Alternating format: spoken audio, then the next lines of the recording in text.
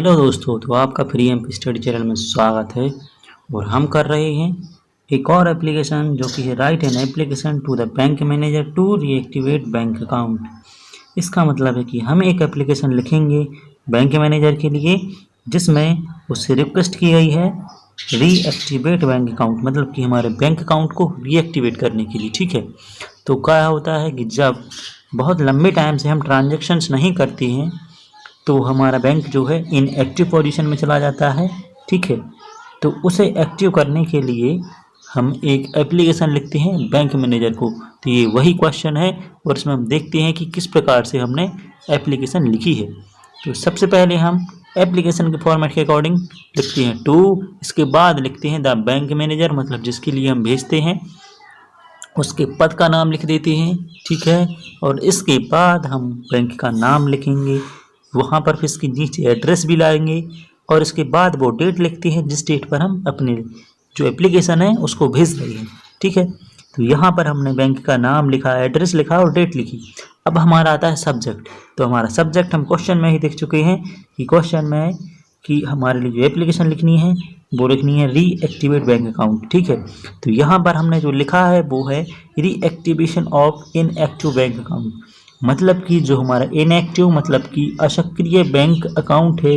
ठीक है, मतलब कि जो बैंक का खाता है उसको हम रीएक्टिवेशन करने के लिए जिस एप्लीकेशन को लिख रहे हैं ये हमारा क्या सब्जेक्ट है। तो सब्जेक्ट में लिखा है reactivation of inactive bank account.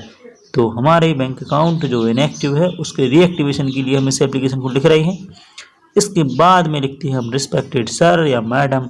तो जो बैंक मैनेजर है वो कोई भी हो सकता है मैडम हो या सर हो। तो उसके लिए हमने यहाँ पर स्लैश लगा के सर को भी लिखा है, मैडम को भी लिखा है।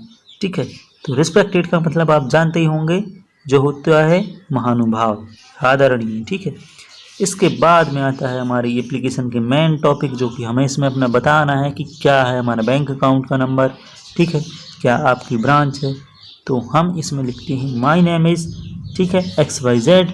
इसका मतलब है कि जो आपका नाम है वो XYZ की जगह पर लिख देंगे आप, और फिर लिखेंगे holding an account in your branch. ठीक है, तो क्या है कि यहाँ पर आपका जो नाम है वो लिखेंगे कि माई नेम इज़, मतलब मेरा नाम है XYZ, एंड होल्डिंग मतलब कि मैं होल्ड करता हूँ एक अकाउंट को। ठीक है, इन यूर ब्रांच मतलब कि आपकी ब्रांच में, विथ अकाउंट नंबर मतलब विथ अकाउंट नंबर मतलब अकाउंट नंबर के साथ। इसके बाद में हमें अपना अकाउंट नंबर लिख देना है।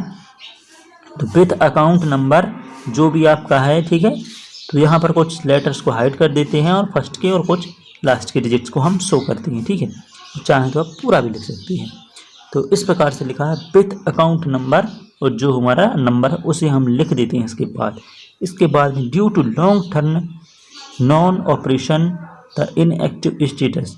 तो किस वजह से हमारा जो अकाउंट है वो इनएक्टिव हो गया था, तो उन्होंने बताया है, मतलब कि आप बताएंगे कि आप लिख रहे हैं कि ड्यू टू लॉन्ग टर्म मतलब कि बहुत लंबे समय से नॉन ऑपरेशन। ठीक है, कोई भी ऑपरेशन ना करने से, जैसे विड्रॉल होता है, ट्रांजेक्शन्स होती हैं, तो इस वजह से क्या हो गया है, ये सब ना करने से बहुत लंबे समय से द इनएक्टिव स्टेटस हो गया। ठीक है, तो क्या हो गया, जो स्टेटस है हमारे अकाउंट का या तो एक्टिव होता है नॉन एक्टिव। अगर आपका एक्टिव तब रहेगा जब आप हर 6 महीने में, मतलब कि जो बैंक पॉलिसीज़ हैं उनके अकॉर्डिंग आप अपने अकाउंट पर ऑपरेशंस परफॉर्म करते हैं तो। ठीक है, अन्यथा क्या होता है, लॉन्ग टर्म में नॉन ऑपरेशन की वजह से इनएक्टिव अकाउंट हो जाता है। तो ये बताया है कि due to long term non operation the inactive status.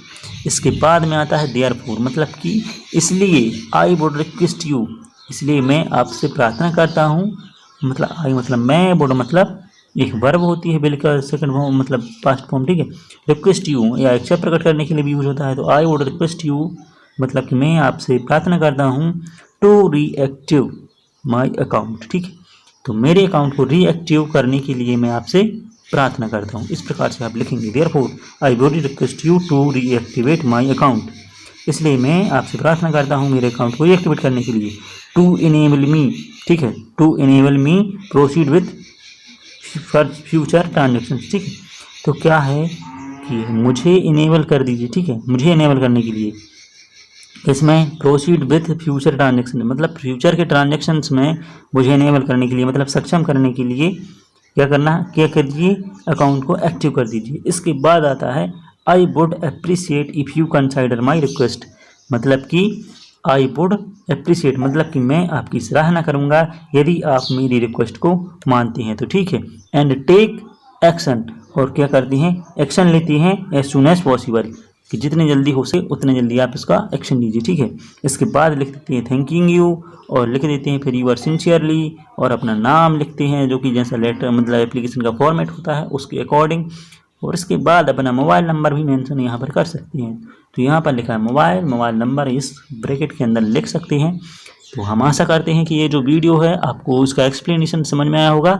So thanks for watching and subscribe my YouTube channel free MP study and don't forget to hit the bell icon. Thank you.